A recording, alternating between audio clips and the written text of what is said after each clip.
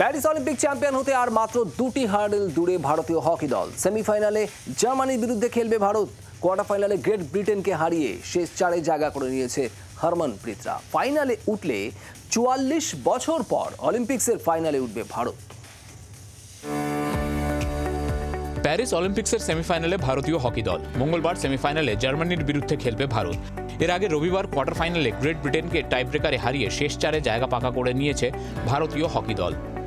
লর্ডসে match জিতে Sourav Gangopadhyay jersey খুলে হাওয়ায় উড়িয়েছিলেন। হকিতে গ্রেট ব্রিটেনের বিরুদ্ধে ম্যাচ জিতে ঠিক তেমনটাই করলেন সুমিত কুমার। অবশ্য সেমিফাইনালের ম্যাচের আগে কিছুটা চিন্তায় ভারতীয় শিবির।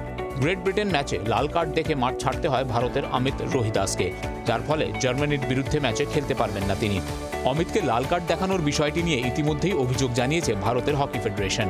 হকি ইন্ডিয়ার অভিযোগ, অমিতকে লাল কার্ড দেখানোর ক্ষেত্রে অসম্পূর্ণ রিভিউ দিয়েছেন আম্পায়ার। পেনাল্টি শুট আউটের সময় গোলপোস্টের পিছন থেকে গ্রেট ব্রিটেনের গোলকিপারকে নির্দেশ দেওয়া হচ্ছিল। পেনাল্টি শুটের সময় গ্রেট ব্রিটেনের গোলকিপারের হাতে ট্যাব ছিল।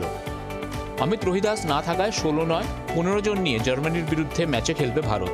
অমিতের অনুপস্থিতিতে ভারতীয় দলের রক্ষণ দুর্বল হয়ে পড়বে। বিপক্ষ দলের পেনাল্টি কর্নার আটকাতেও অমিতের গুরুত্বপূর্ণ ভূমিকা থাকে। ব্যুরো রিপোর্ট, জি 24 ঘন্টা।